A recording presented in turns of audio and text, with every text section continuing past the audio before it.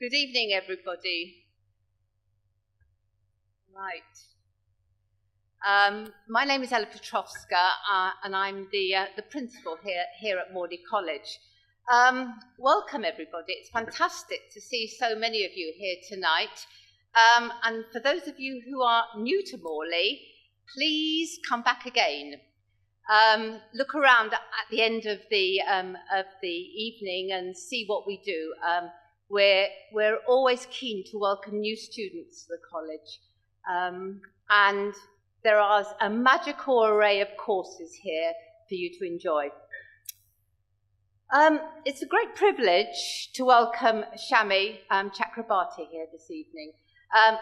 Shami is Director of Liberty, and I think you've been Director, Shami, for some 11 years now. I know it's a role which brings great responsibilities, and I'm sure that so many of us have come here this evening because we admire how you embrace those responsibilities in your powerful advocacy work for civil liberties and justice. I'm particularly delighted, Shami, to welcome you to deliver one of our penny lectures in our 125th anniversary year.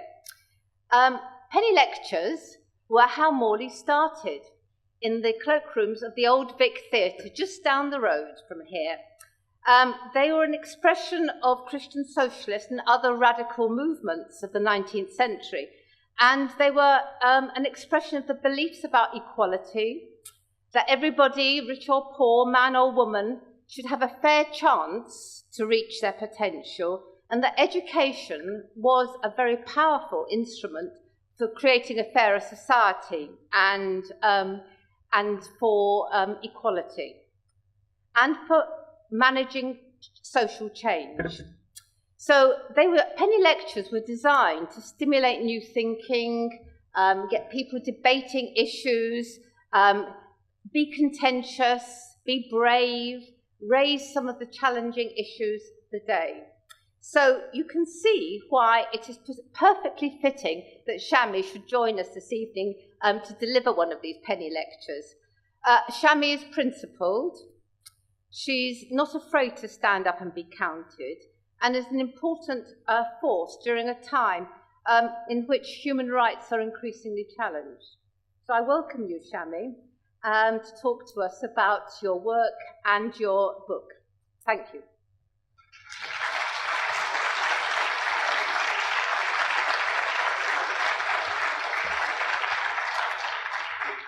Well, thank you so much for that incredibly kind introduction. The privilege is all mine. I am one of the people who's just been welcomed as a first-time visitor to the college. I've lived in SE1. I've lived around here for at least 20 years, and I've had friends and neighbours who have attended the college and benefited from it in all sorts of ways, and heard their wonderful stories. And I've walked past it 1,000 times, but I've never actually crossed the threshold. So it's wonderful to think that if I don't offend too much, I think the edict was to offend just a little bit, but not too much, something like that. If I don't offend too much, then I might be able to come back. Now, of course, you're kind and wonderful to come out on this November evening. November is particularly tough, I think, don't you? Ted Hughes, who's not actually my favourite poet, did call it the month of the drowned dog. And when you're the Director of Liberty and they keep making new anti-terror legislation announcements every 5 seconds, and it feels like Groundhog Day, and it feels like you're sometimes bashing your head against a brick wall, November can feel particularly tough. So it's wonderful to have this little moment of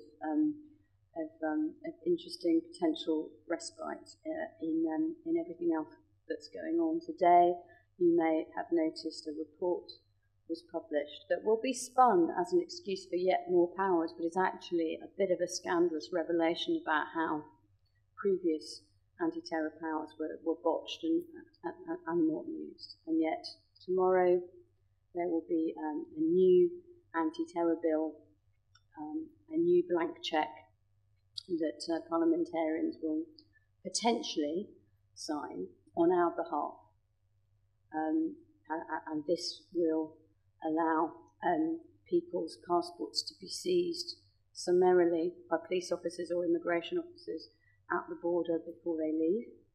Bearing in mind that even our Home Secretary has admitted and got great credit for this, that stop and search powers of a blanket kind have been incredibly divisive and discriminatory and counterproductive in fighting crime and uniting people, which is what you have to do in the face of all threats, it seems to me. So we're going to have police powers effectively to seize passports.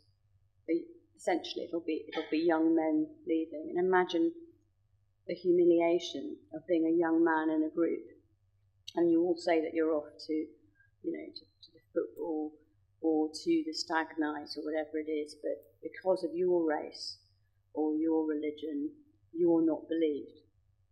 And you're the one who doesn't get to fly that day when everyone else is off to Prague or Barcelona, but no one believed that was your final destination, so your passport gets seized. And it's not just like a stop and search of the kind that we've seen operating so divisively. Even the police admit that now in our inner cities. This is stop and seize your passport, and you do not pass go, and you do not get to go for your weekend with your mates. How humiliating will that experience be?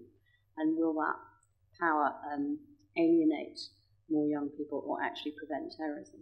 And then at the other side of the equation, it's being suggested that that people who are suspected, and again it'll be young people who are suspected of having been in the Middle East fighting for ISIS, who are British nationals, as British as me, certainly, as the daughter of migrants to this country, will not be allowed back unless they promise to subject themselves to punishment, effectively punishment without trial in the community, kind of community punishment, but with no charges, no evidence, no proof. And this is because of where you've travelled, and that will be the basis of suspicion of what you have or haven't done. And what I would say about that is that some of these people may well be guilty of really quite dangerous and appalling behaviour, in which case they either need to be charged immediately with criminal offences and put on trial and convicted and punished so that the public can be kept safe. And that's not the public on this little island, that's the public anywhere. Or they are just young, naive adventurers who thought this was a great idea when they... And by the way, this power will extend to people under the age of 18. This is some mums' hothead sons out of control who think this is the Spanish Civil War. They're wrong, but they think this is the Spanish Civil War, right? And off they go, and they get to some foreign battlefield and realise what a mistake they've made, and they want to come home to mum. That's the second category, and they don't get to come home.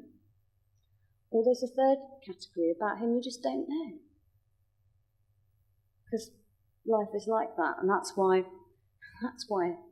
in this country we've celebrated fair trial principles for centuries.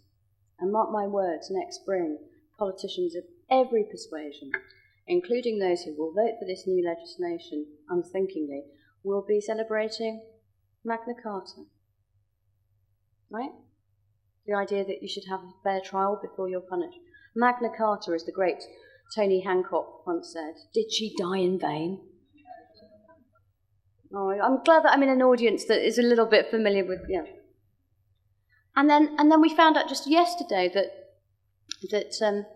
this bill will also include a power for ministers to direct universities to issue notices to universities, and it probably will apply to this college too. I don't think it's just universities. It's a broader. We'll see the legislation. We may have to have a look tomorrow to direct places of learning as to how they should deal with radicalisation. Can you imagine the state directing places of learning and higher education on how they should promote the government of the day's anti-radicalisation, counter-terror agenda? And I'll tell you what I think places of learning should do. They should be places that provoke debate and learning.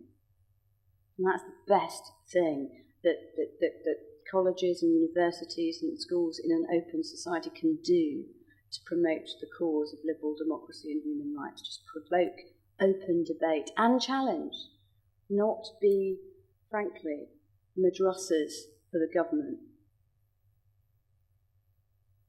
And I picked that word deliberately because the main thrust of my view on counter-terror legislation is don't ape your enemies and shut down the open society that you say you want to defend. But I discuss a little bit in my book with the provocative jacket. Thank you, Penguin. Do you remember they published Salman Rushdie once upon a time? That worked out very well for him, so they do like a little bit of controversy. But one of the trends that I chart in the book, which is really about my time at Liberty over the last 13 years and 11 years as director, I got to Liberty the day before 9/11. So I do feel a bit like this might be Groundhog Day. One of the trends has been the demise of personal privacy as a private value and as a societal value. And that's partly caused by, very legitimate concerns about crime and terrorism. So it's partly caused by the rise of the internet and the new technologies. And it's cool technology, and it's, you turn on your iPhone and turn everything on, and you know exactly where your best mate is, where your next pizza's coming from, but other people know stuff about you too. And that's the good guys and the bad guys, by the way. In the context of your financial records, your medical records, your intimate conversations with people. And the answer to me, if the Home Secretary were standing there, because we try to do a little bit of balance in the interest of debate, is, Shami, the innocent have nothing to fear. Right? Nothing to hide, nothing to fear. Because my argument is against blanket surveillance of entire populations, right, of the kind that had been revealed by Edward Snowden, the American whistleblower, which, by the way, wasn't done under any act of Parliament. That was all completely outside the law. They want to come to Parliament tomorrow with whatever they propose and we'll look at it. But let's just remember that Edward Snowden's revelations showed the extent to which great democracies on both sides of the Atlantic were prepared to spy on entire populations in freedom's name with no judicial intervention or warrant, and no parliamentary authority, and no public debate. And that was revealed by Edward Snowden, and instead of saying sorry, these people came out and said, you are a traitor, and everybody is now less safe because of these. But what are we supposed to do in a democracy? Are we supposed to give a blank check to the authorities because we're scared? Is that a life worth living? I want to live, and I have many friends and loved ones who I want to protect, but is that the way to protect people? I have a young son who I would like to lock up in his bedroom until he's 30 and keep him safe. But what would I be doing to the quality of his life by doing that with the best of intentions? And that, in a sense, is my argument against treating your entire population as if they are suspect. And there'll be more proposals of some kind or another in tomorrow's bill. The innocent have nothing to fear from overbroad legislation and violations of human rights. That has been the argument. I have listened to this now for most of my adult life, and certainly for all my time at Liberty. And I just say to you, tell that to my friend Doreen Lawrence, who is now the Baroness Lawrence of Clarendon, another South Londoner who you should no doubt, if you haven't already had I'm sure you should have give a penny lecture. Hers would be worth more than a penny. Mine is probably a halfpenny, but there you go. She has been an amazing figure in British public life. I hope most of you will agree. I don't know how one does that. As a parent, how do you convert that excruciating pain and agony, the untimely death of a child, by racist thugs, and to find out that the police neglected the investigation because of race, and to convert that into a campaign, not just for your own children, but other people's children. Other people's children. That's what human rights are all about. Other people's children. And she did that. And she did something amazing for this country. And we have all sorts of equality legislation that we would not have had, thanks to Doreen and her campaign. And we found out just earlier this year, just around the time that she was being made up to the House of Lords, we find out that not only were the police not investigating her son's killers at the appropriate time, they were investigating her instead, because she was campaigning for justice and she was embarrassing the police. They put undercover police officers in her family, in her home, in her campaign. Nothing to hide, nothing to fear. What does that feel like? And what about the environmental protesters? Again, women. Peaceful dissenters, whether you agree or disagree with their goals and their movement, who found after years that they had had relationships with men who they thought were their intimates, with whom some of them had children, and they were undercover police officers. Nothing to hide, nothing to fear. I do believe, as is allowed by the Human Rights Act and all human rights instruments, I do believe in lawful investigations and surveillance, but not arbitrary, blank check powers in freedom's name, because the innocent have a lot to protect, if not hide. And what's sometimes proposed, certainly in the context of the internet, is don't worry, we're going to scoop up all your communications, because we can. It's cool technology, we can. And then we'll look, but don't worry, we're not going to listen to it, we're not going to look at it, unless you come to concern later. Right? That seems perfectly reasonable, because the internet is a dangerous place. Bad stuff is happening online, so let's just scoop it all up and record it. But don't worry, we won't invade your privacy unless you become a suspect. And the analogy, I think, is with real life. That's virtual life. What about real life? We live in a part of London, a great part of London, many of us here, I'm sure, with these lovely old dwellings that have been domestic dwellings for decades or hundreds of years, right? Some of you live in properties that have been dwellings for quite a long time. Well, let me tell you that those are not completely safe spaces either. And homes can be crime scenes too. And I'm going to assert that any domestic dwelling that has been that way for more than a few decades has definitely been a crime scene. And a serious crime scene too. There's been a bit of common assault, serious assault, sexual assault, and, tax evasion, all sorts. But don't worry, we're just going to change the legal and physical architecture of this country so as to put cameras and microphones in everyone's home. But we won't look at it and we won't listen to it unless you come to concern. And then afterwards we'll be able to sift it and work out whether you... Do you feel comfortable with that, ladies and gentlemen? But what is being proposed sometimes in relation to the internet is the equivalent of that. And sometimes it takes younger audiences to really shudder, because some of our kids and grandkids are living far more intimately online than they are in their bedrooms. Go into a teenage bedroom, it's all a bit passé since Tracy Emin did it, 25 years ago, right? But it's their phones and their computers that reveal the profile of their anxieties and their developing life. So yes, we must have proportionate surveillance powers. Of course no one's an island. Of course we're social creatures as well as individuals, and we give up a little bit of our privacy the moment we come together in family units and friendship circles and political groups and colleges and every other sphere of life, including democratic society itself. But equally, a world without privacy is a world with no intimacy, dignity, or trust between people, and a world where other rights and freedoms cannot thrive. How can you have your health? How can you enjoy your health and proper health care without confidential conversations with those practitioners? How can you have fair elections without secret ballots? How can you have a fair trial without confidential counsel with your lawyers? And so it goes on. And even this tension that we often read about and hear about between free speech on the one hand and privacy on the other, it's a real tension at times, no question. But don't ask a journalist to compromise their sources.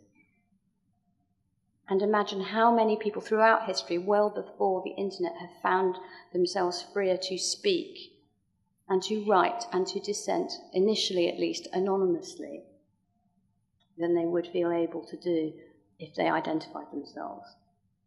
And I think this is only an increasing phenomenon, in particular with trolling online and all these things that young people are now having to grapple with in the internet age. So the demise of privacy has happened far too quickly and unthinkingly, in my view, for often laudable objectives, but with dangerous and divisive consequences. Another trend that I've cited in the book is the undermining of traditional fair trial rights. So back to Tony Hancock and Next Spring and Magna Carta and all that.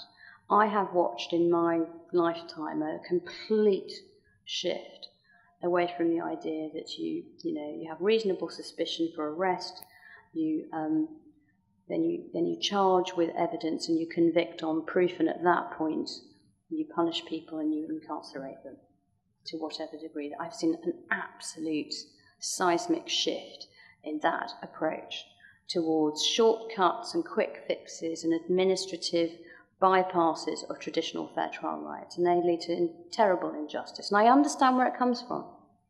After 9/11, we saw it on both sides of the Atlantic. For goodness sake, we have this inspirational first black president, who, by the way, is also a constitutional lawyer, sitting in the White House, who promised to shut Guantanamo in his first 100 days, and there it still stands as an icon of injustice and a complete own goal, in my view, in the context of the moral authority of Western democracies, which is so important in the 21st century. And there it stands. And why does it still stand? Why was it possible in the first place? Why is it possible to do that in the land of the free with a written constitution and an entrenched Bill of Rights? Could you do that in the United States? Well, this is important because it's been argued for so long that the American Bill of Rights protects Americans and not humans. And please do bear that in mind, ladies and gentlemen, in the context of current debates about scrapping our Human Rights Act and replacing it with, I quote, a British Bill of Rights and Responsibilities with, quote, common sense, unquote. That sounds very attractive, doesn't it? Until you ask yourself whether you'd like to be protected as human everywhere or as a citizen in one tiny corner of the globe, and when your government and the political community can strip you of your citizenship. And so it was possible in Guantanamo because they're not Americans and it's offshore. So clever White House lawyers were able to go to George Bush and say, it's okay, we can do this. No habeas corpus, no fair trial rights, because it's in a place called Guantanamo, that lovely song, Guantanamera, right? And that chilling, movie with Tom Cruise, and actually it wasn't that good a movie, but anyway, it's iconic. You can handle the truth. Right, do you remember? So that was all offshore in Guantanamo, in Cuba. So it's offshore, and it's non-people, enemy combatants. And then in Britain, we have had our own experiments with punishment without charge or trial, and they continue still. You'll remember internment in the context of the Troubles in Northern Ireland, and how that probably recruited more enemies of the state than it ever prevented. And then after 9/11, we interned people, foreign nationals again, in Belmarsh prison. And then when our law lords said that was discriminatory and wrong, control orders, now TPIMs, and tomorrow they may go back to being control orders again. And this is punishment, as I've said, in the community. So you think someone's such a dangerous terrorist that instead of convicting them of a crime and putting them in prison, you'll put them on an electronic tag in the community. Excellent. Would you like them living next to you? Great idea. See, tough talk and tough legislation, but in my view, bonkers policy. So the undermining of fair trial rights, and it starts perhaps in the kind of anti-terror sphere, and it moves into other spheres of life too. And due process isn't just about, innocent till proved guilty. It's also, in my view, about access to justice. Now, I grew up in a country, as most of you did, where if you get, run over in the street and the ambulance comes, people will check your bag and your purse for your identity documents, but only so that they can find your next of kin and give them a ring, not so they can check whether you have health insurance before they cart you off to the emergency room. But we also grew up in a country where legal aid was an important pillar of the welfare state, and if something bad was going to happen to you with legal consequences, you were going to get access to advice and representation. That's whether you're charged with a crime, whether you're going to lose your children, not just to the local authority, but to an angry ex-partner, whether you're going to potentially lose your home, your job, your benefits, things that really make a difference to your life, existential issues for you, you'd get legal advice and representation. So important in the context of laws and regulations that are even more complex now than they were 20 or 30 years ago. And civil legal aid, let's be clear, is all but gone in this country, which means that most people in our country can no longer afford access to justice. And then all our great laws might as well be a dead letter in a sealed book, if you don't have that kind of representation. And I suppose I've alluded to this already. The third big trend that I've noticed over the last 13 years, really, since I came to Liberty, was the demonisation of the other. And that's in particular foreigners, and in the terrorist context, Muslims especially. And it's not, it seems, just a trend in this country. It's now blended and melded into this rising nationalism and xenophobia all over Europe and elsewhere. And I think it is a dangerous moment. And it's a moment to remember what another generation was capable of doing just after the Second World War. Because I still believe this is a unique moment in human history where people slightly to the left of politics, slightly to the right of politics, actually more than slightly, people to the left and right of politics, people of all the great world religions and people of no religious conviction at all, they come together and they draft the Universal Declaration of Human Rights. Eleanor Roosevelt, Winston Churchill, so many others. And why do they do it? Because they have seen what a world without human rights looks like. Citizens' privileges did not help the Jews of the Holocaust. And that's why we have a notion of international, universal, fundamental human rights. That's where it comes from. That is the moment in our human history, extraordinary moment. Imagine our world leaders agreeing on anything that's important today. Forgive me, but imagine it. And that's the most special moment. And they say these are the non-negotiables of the good life. This is what human beings need to be, to survive and even thrive. The civil and political elements and the social and economic ones.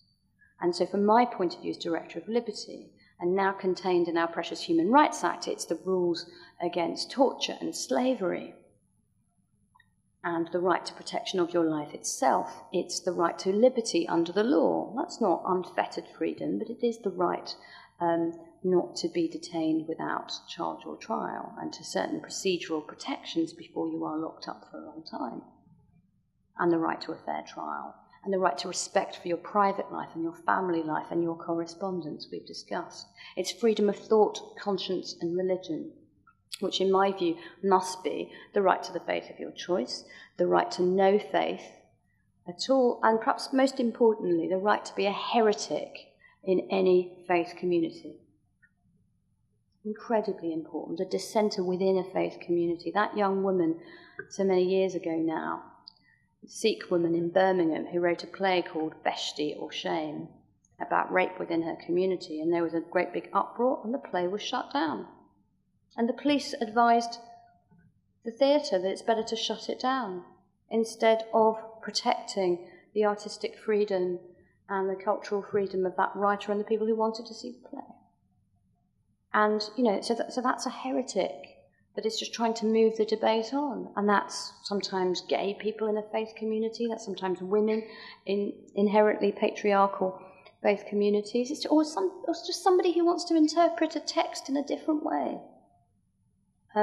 That's freedom of thought, conscience and religion, and it's protected, again, by our Human Rights Act that people want to scrap, and freedom of expression.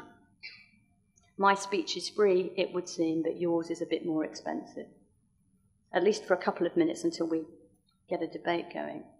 And I do hope that you won't just ask questions, that you'll make comments too. And my favourite, by the way, are the comments that are dressed up as questions.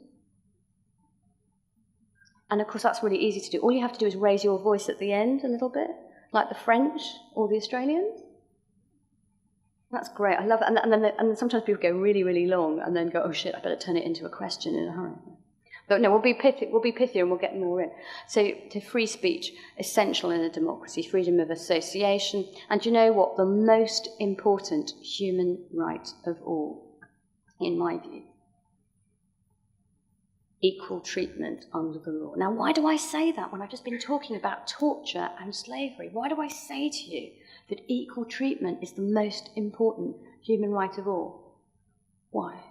Surely that's nonsense. I say it because there would be no torture and slavery if we actually lived by the principle of equal treatment. You see, we lawyers, and I'm sort of in recovery now, or actually never recover, in remission, let's put it that way. We lawyers call it the principle of equal treatment or non-discrimination, but humans call it empathy. Imagining that it's you who's interned or tortured or suspected when they might not be guilty, or intruded upon, etc., etc. Empathy. You know, other people's children, right? Other people's children. And Doreen Lawrence has empathy for other people's children, and it's really the difference between believing in human rights or not. Other people's children. And equal treatment, therefore, becomes the most important human rights protection of all, not least because even in great democracies like ours, we will sometimes trade away the rights and freedoms of minorities, like children or asylum seekers, particularly disenfranchised minorities, those who can't vote. We who have the power of the ballot box will trade away their rights and freedoms in a way that we would never tolerate for ourselves. This is particularly easy because, I've said to you, so many of these human rights do require compromise or balance. Privacy, for example, there's very few absolutes, torture and slavery. And so if we are going to have these trade-offs and these compromises, it's really important that we're not just doing it for a little minority group over there, thinking that it won't be us. Not least because there is always, in my experience, a law of unintended consequences. And I talk about that again in this book. When summary extradition arrangements were agreed within the EU and with the US after 9/11, it was all about jihadi terror suspects and parceling them off without evidence from one jurisdiction to another. Who would have thought that the core celebs would be the NatWest 3, Gary McKinnon, do you remember him? The vulnerable man with autism, so socially inadequate in so many ways, but was a genius at computers. I can barely use my iPhone. He went looking for UFOs on the internet and hacked into the Pentagon computer. Don't ask me how. And those brilliant minds at the Pentagon, instead of offering him a job in cybersecurity, decided that he was a terrorist and public enemy number one and needed to be tried in the US. And he spent 10 years fighting extradition because he wanted to be tried at home with his mum in North London. And there was Christopher Tappin, who was the, pillar of his local community in Orpington, chair of the golf club, corduroy trousers and a blazer with it. You get the picture. Running an import-export business, presumably by telephone and online, and providing freight. And he was accused of shipping batteries to the Iranian nuclear program. And he said, I was just providing freight. And it was going to Holland. I didn't know where it was going after that. This is what I do. I've shipped all sorts of artifacts and industrial bits and bits. That's his story. And they say, no, you're arming Iran. And the day that he was on the tarmac, heading for Texas, where one really wants to stand trial and go to prison, he expressed his appropriate horror at the fact that he was going with no evidence ever having been tested in a local court in Britain. And he said, it's outrageous. I have to go and Abu Qatada gets to stay. Do you remember Mr. Qatada? Do you? I always think it important for me to air him first before you bring it up. Because the French say that a meal without wine is like a day without sunshine. For me, it's a public outing without mention of Abu Qatada, who stalks me like, an ex-boyfriend from hell, Abu Qatada, and all I would say is, I don't believe in torture. Democrats don't believe in torture. It's one of the principal differences between us and this hideous ideology that we're supposed to be fighting. We believe in the precious nature of human existence and that everybody's life is precious and we don't torture people. That's what we don't do. That's how you can tell the good guys from the bad guys. This is the most absolute of human rights, actually, no torture. And if you don't believe in torturing people by your own hand, how can you believe it's okay to deport them to a place of torture or extradite or render them to a place of torture? That doesn't work, does it? That's like, you'll have an offshore tax haven and you'll have an offshore torture haven. That doesn't work. And credit to the Home Secretary credit to the Home Secretary. She did get rid of Abu Qatada, who's now apparently been acquitted in Jordan, but let's not go there. And the mind boggles as to what went on. But he was eventually successfully sent to Jordan because she persuaded the courts that he would not be tortured and he would not be tried on the basis of torture evidence. And she did that, in part, by negotiating an amendment to the Constitution of Jordan so that they would not torture or admit evidence gained by torture. I thought that was amazing. I thought that she was going to be the most sort of progressive Home Secretary since Roy Jenkins. No, I didn't. But anyway, you see where I'm going with this. It was potentially a great achievement. She could have gone to the House of Commons and said, not only did I not send a man to his torture, not only did I put up with all the court judgments that stopped him going, not only did I do that, I have achieved this progressive development of the human rights of a country far, far away in Jordan. That's what I have done as Home Secretary of the UK. Instead, she went to the House of Commons and said, I've finally got rid of Abu Qatada. It took far too long. Let's scrap the Human Rights Act. Forgive me, I think that is snatching moral defeat from the jaws of victory. And I'm very, very sorry about that. Why should human rights violations always be justification for war over there, but not law or indeed refugee protection over here? What is this mismatch in this shrinking, interconnected world, where it seems to me we have to decide, as I said before, do you trust any government to respect your citizens' privileges for the time being, or do you want to be a human being protected everywhere? Because that's your choice. And in particular, it will be the choice of your children and grandchildren to be a human everywhere or a foreigner in most parts of the world. And that's why I wrote a book called On Liberty about saving the Human Rights Act and staying in the European Convention on Human Rights. It was published on the 2nd of October, and on the 3rd of October, the Lord Chancellor published his plans to scrap the Human Rights Act. So I'm not the most dangerous woman in Britain, as the Sun newspaper once said. I think maybe even the Sun newspaper might eat its words right now. I'm not, I hope, a Jonah. Please don't feel too uncomfortable about being in a room with me, even though bad things seem to happen when I'm in the room. But I am still a passionate believer in fundamental rights and freedoms and the view that human beings are slightly better than not.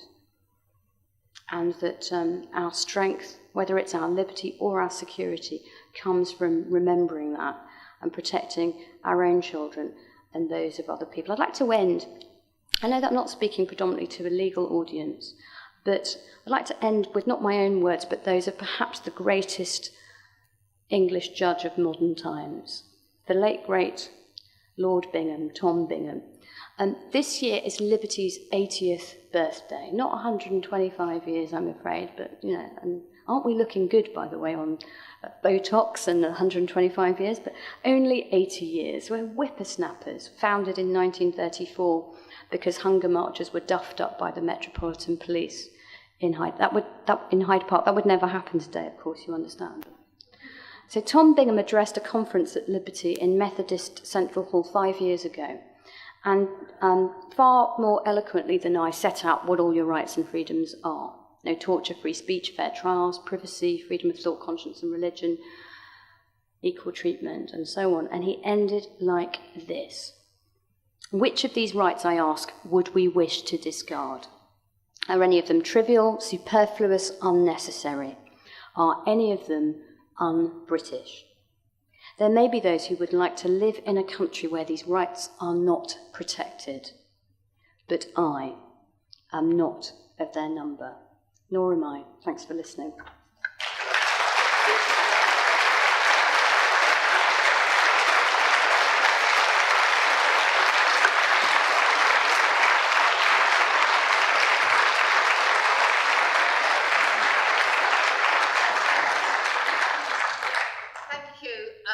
For words which were both inspirational and very moving, I think. It's an opportunity for you to ask Shami some questions now, make some comments. We'll do the mixture with the raising your voice at the end. And raise your voice. And I know that some people will want to nip off to supper or whatever. We don't believe in detention without charge at Liberty. Okay, so we have a microphone. Hannah, anybody with their first question? Right? Sit down now and then ask.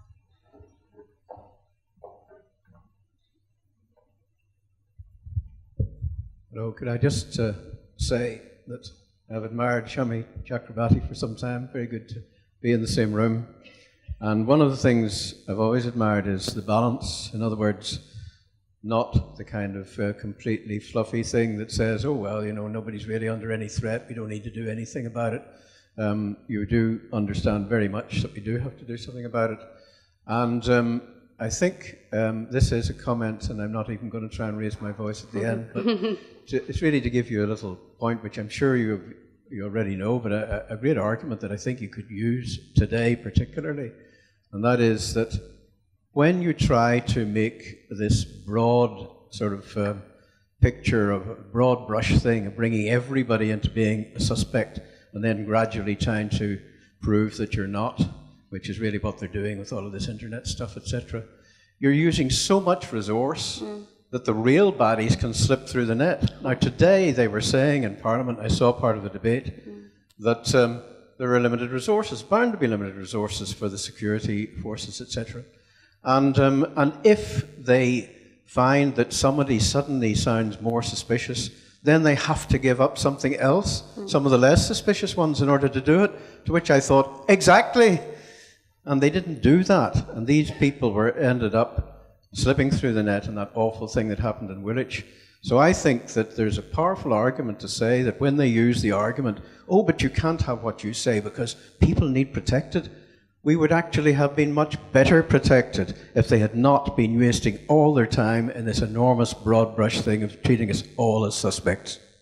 Thank you. Well, I think we can some of us will give him a round of applause. I completely agree with that. I think that this intelligence is clearly incredibly important. And so you're right that you need resources for intelligence, and you need to target and focus those resources, not just from a civil liberties point of view, but from a resource point of view. But I would also add that if you want the best intelligence, and forgive me, sir, but your accent did reveal a certain experience, you know, if you don't mind me suggesting that. Yeah, so if you do want the best intelligence, you also want to be capable of reaching out to the broadest possible sections of society, in my view, and not alienating people who might be in communities that really you need for that intelligence, and you need to be on your side, and there ought to be by now. You know, this 9/11 was all those years ago. I've got kids who turn up at Liberty for jobs now, and they're asked, you know, why do you want to work at Liberty? And they say, oh, well, you know, I'm a new graduate. When I was at school, Shami came to speak at school. I'm like, well, you can't have a job for a start. It's completely absurd. You're far too... No. But those young experiences do make a difference. And I just think, and it's not just terrorism, it's law and order, it's really just young people's engagement with community and with the state. If they learn to feel like they're excluded and they're an outsider, if you draw a line in the sand too often and say, which side are you on? And you're putting too many people instinctively, because of their religious allegiance or their race or their gender, whatever it is, make them feel like they're on the wrong side of the line too often.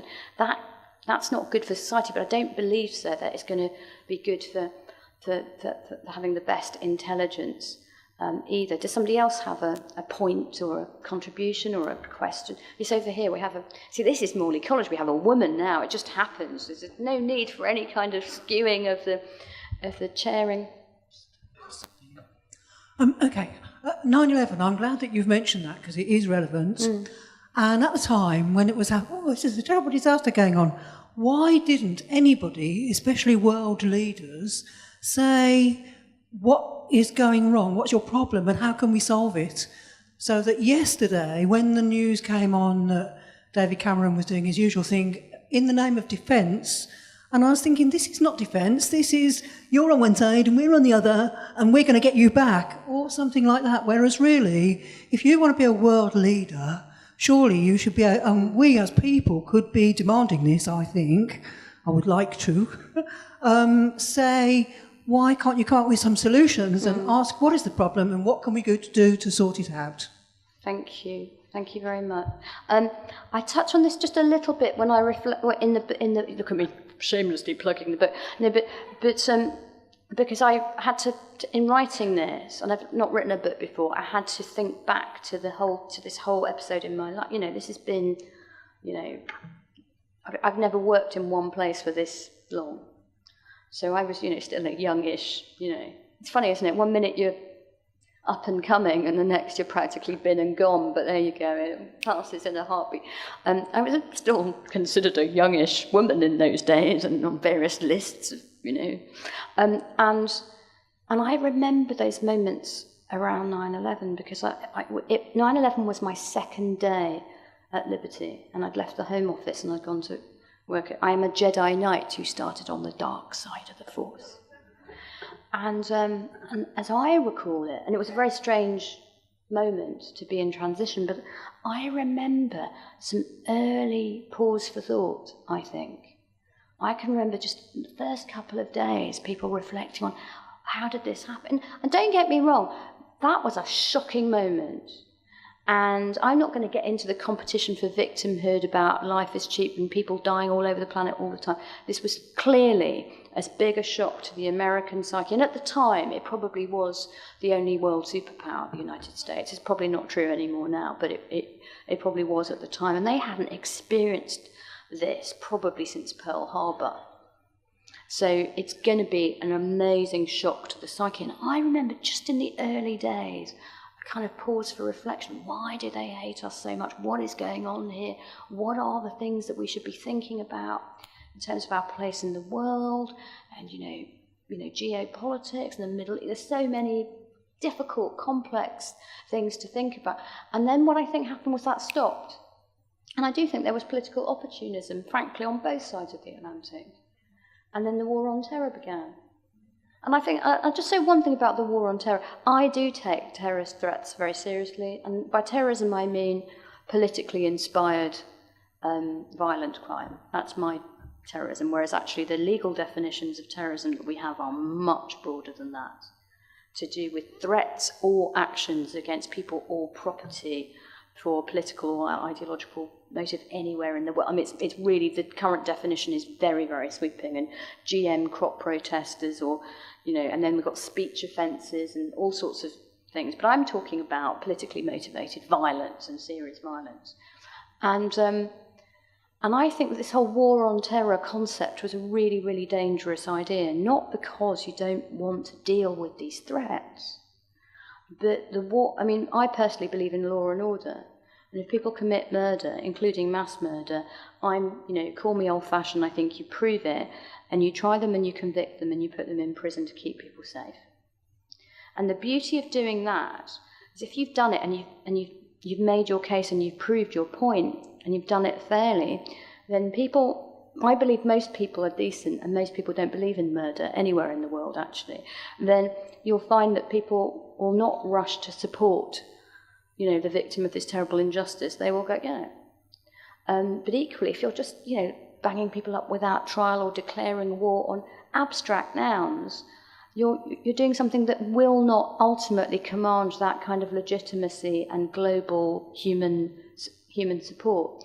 And the real danger for me of things like a war on terror is what you're really saying is we're in a new emergency. And very often people are worried about threats. We've just been told again, by the way, that this is the worst threat that we've ever faced. And it's not for me to make that judgment, because I don't see the secret intelligence that the Home Secretary sees. But all I would say is this: whatever the level of the threat, a permanent emergency is a logical contradiction in terms.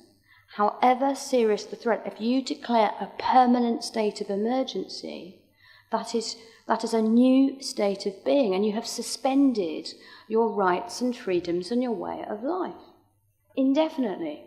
Now, don't get me wrong, at the height of the Blitz, people in this great city of ours didn't know when the war would be over. They didn't know. And there was an element of emergency. There were emergency powers. Winston Churchill went to Parliament with a heavy heart. There were blackouts and rationing and ID cards and all sorts of things. But he went with a heavy heart and said he looked forward to the day when he would return to ask to hand these powers back, right? And nobody then knew when the war would be over, but they did know in a conventional war situation that they would be able to verify the end of the war with their own senses. Because with a conventional war between two countries or more, the end of the war, we the people know the bombs have stopped falling, a peace treaty has been signed, the formal hostilities are over. With a war on terror, that's never going to happen, because terrorism is a feature, an unhappy but, I'm afraid, inevitable feature of human history and existence, that sometimes people will take up arms and not play by the rules and target civilians and so on. So to declare a war on an abstract noun that is a reality, a chilling reality, but nonetheless an abstract noun that will go on forever, is the permanent state of emergency. Mr. Rumsfeld's new normal. And I'm not prepared, to wait for George Bush the 25th or Hillary Clinton the 3rd or whatever to tell me that one more push, guys, and the war on terror will be over, because politicians will never do that. For all sorts of reasons, some of them laudable and some of them completely not. Who has another question? There's somebody over there. Yes, you. You, sir. Hiya. I'm glad you brought that up. I think the idea that you can have a war against the consequences of the actions you're involved in is absolutely ridiculous. But how do you win the war against liberty that we're currently seeing in these massive crackdowns? The stuff that's going to be debated tomorrow. How do you galvanise people to care about this? Because everyone sees on the news the really, really bad stuff happening. No one sees, well, hang on, guys, let's stand up and fight for this. Thank you for that. And by the way, it's not just that the chilling euphemisms aren't just limited to the war on terror. When you do my job, when you're Director of Liberty, the National Council for Civil Liberties, there's certain words that you should never use because you lose credibility. So Kafkaesque is one, Orwellian is another. And then I fell into the trap avoiding these two. Imagine, wouldn't it be great to be such a great writer that you get an adjective in your own right? You see, to me, that's better than a physical monument or a war, don't you think? To get your own adjective. That's a little flight of, that's never going to happen. So, Shakespearean or Ibsen-esque, Kafkaesque. So you're not, if you're me, it's a bad idea to say Orwellian or Kafkaesque, not least because you'd be saying it all the time. And so I avoided that, and I started saying chilling. And we all have our little, a little tweak, our little, things that we do, little tics, if you like. So I started saying chilling rather than a lot. And some smart ass on the internet, some smart ass tweeted, that Chakrabarti woman thinks it's all chilling again. That woman sees refrigerators everywhere. Which I think is quite a good point, because I do, in answer to your question, which is what do we do and how do we change things, I need to remember that sometimes the good guys win. And I want you to know that in this book isn't just a warning, this book is also a record of victories won. And we did, in the end, reverse identity cards, and we defeated 90 days and then 42 days detention without charge in this country, and not in the courts, in the political system, in Parliament. And we did that. We did that because people like you came together in meetings like this, and you phoned your MP and your candidate, and rebels in governing parties joined with opposition parties because the people kind of spoke and said, no, we're not buying this argument. That identity cards were amazing. At one stage, they were offered as a panacea for everything except global warming. Do you remember? Identity card, that's going to save us from benefit fraud, even though most benefit fraud is to do with your circumstances, not, I've got an ache and a pain and I don't really, I'm working and claiming, and that's supposedly most benefit, not your identity. And then it was going to save us from terrorism, whereas suicide bombers are very proud of their identity, and so on and so forth. And in the end, they're probably like, no. And do you want us to spend how much?